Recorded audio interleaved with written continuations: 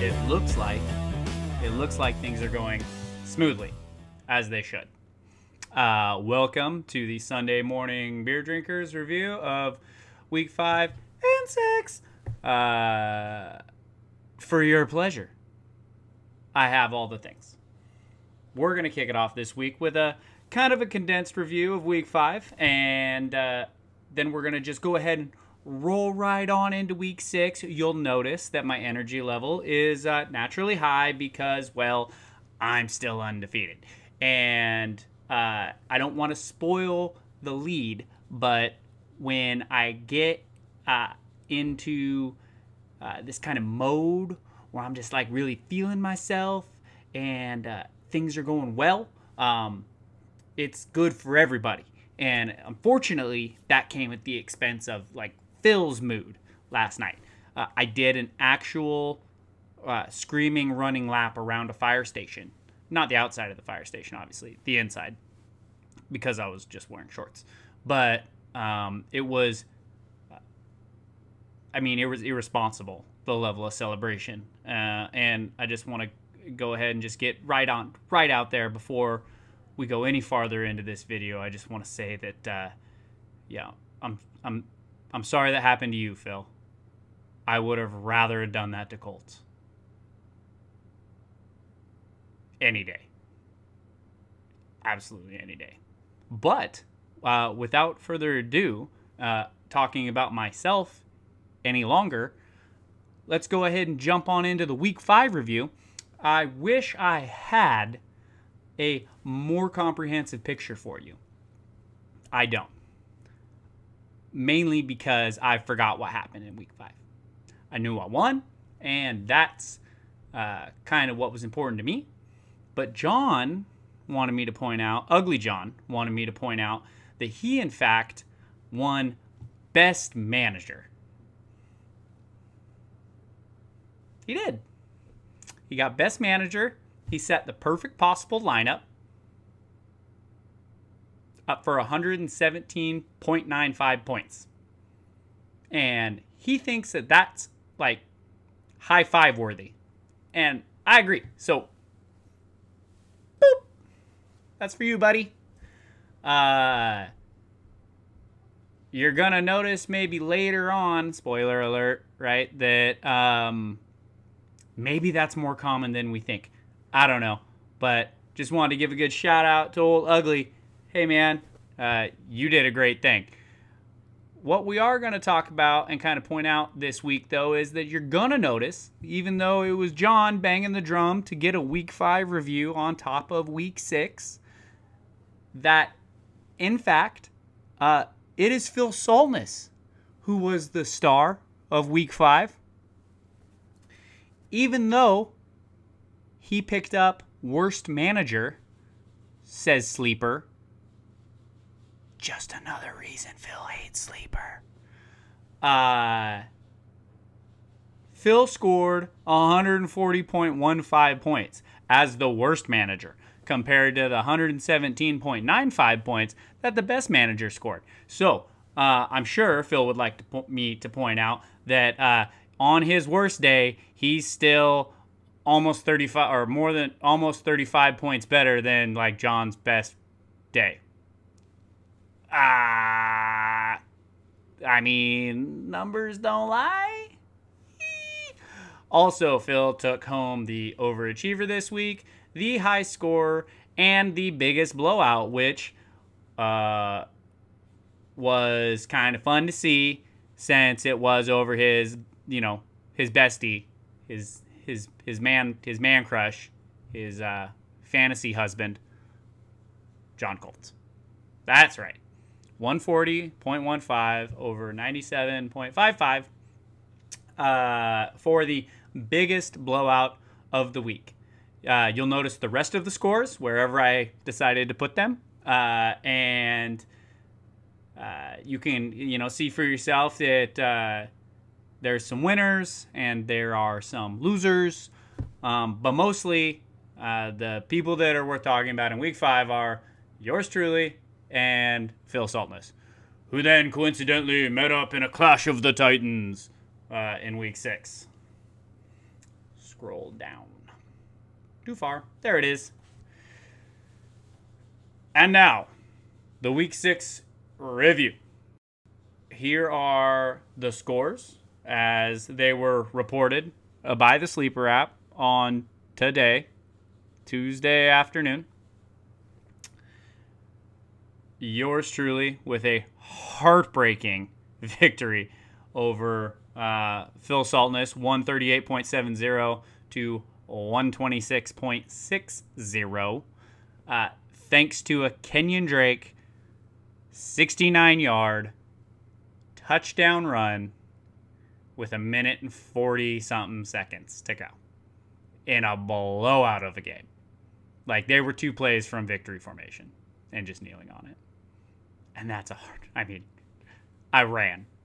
I jumped and screamed and made a really, really big deal out of that. So anytime you want to text me Colts' login info to his bank account, I'll be happy to just go ahead and extract that $25, plus a day's interest. Kessler matched up with Ugly John and won to even them both at 3-3. 88.25, 83.60 was the score. The Cold Dozers notched a beautiful one. Thank you, Tampa Bay defense, and some other really great play that he had. I forget which player it was, but it was good and good enough to earn him a victory. 128.20 to 112.95 for John Colts. Taking Cole up to 2-4 and dropping John Colts to 1-5. You still got a chance, bud, but you're really, I mean, you just don't do middle of the road. Like, it's just not, it's not your thing. You're all or nothing. Win, or it looks like we're kind of angling for a toilet bowl year. But listen, things turn around. Things can turn around real fast. You're not out of this. You just keep on grinding. Yeah, you got this. You're gonna make this work. Garrett Premel and Mike Bentler had a real barn burner. It would appear from the way this score stands that Bentler got the better of them by 5/100ths of a point. Yeah, one after the decimal is a tenth, and then 100th. That's right. Yeah, 93.70 losing to 93.75. Hey, in ESPN that would have been a tie. So there's that. Getting Mike Bentler up to 3-3. Garrett Premel dropping to 2-4. Your boy Kevin Lane went ahead and put a loss to old Johnny Soling, who's just not having his best season. He's hunting right now, so hopefully he didn't feel that too badly. But I'm sure he got back to civilization at some point and checked his stats. Good job, Kevy, going to 4-2 and looking pretty good. Consummating a trade today. Got a pretty good quarterback, got a pretty good wide receiver for a really good running back. I thought it was fair. I also thought the use of buttfuckery was just an all-time classic by me there. I was really proud of that one. So thank you for everybody that that looked at that and had a chuckle. Yeah, thought that was great. We're going to talk more about Phil Saltness. This is like the Phil Saltness episode because Phil Saltness, the salty one, had set a perfect possible lineup. 126.6 possible points, scored the max, was up by 60 points going into the Monday night games. And just some real mind-bending shit going on. Dallas is awful. I mean, and I don't know. I don't know what to say about that.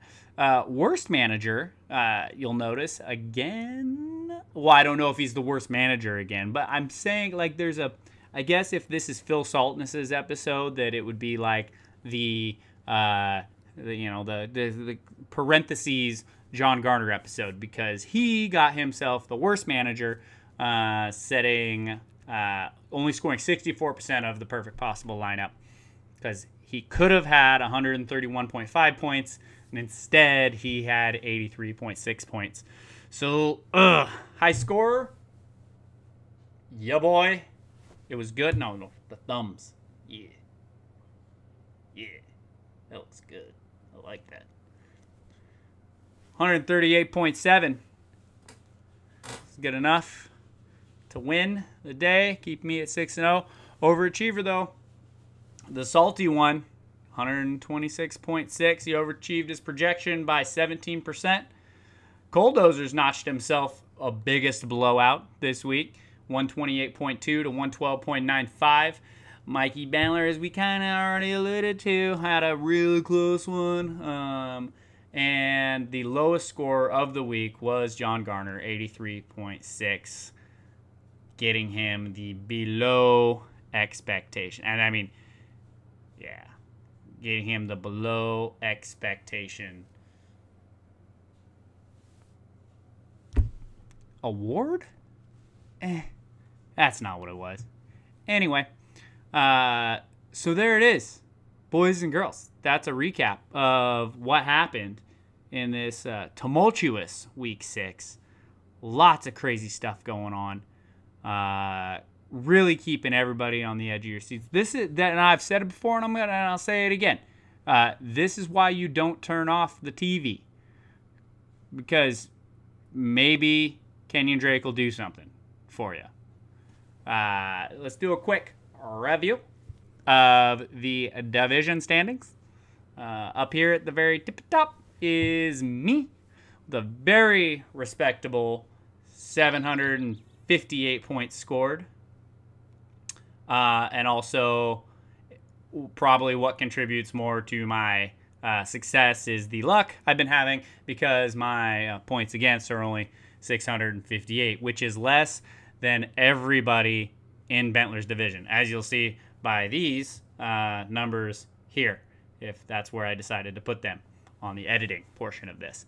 And yeah, and then so that gives me a commanding 3-game lead over the next up, Kessler in second and Colddozers in third, with Soling and Garrett rounding out the toilet bowl competitors at this point at this point in the season.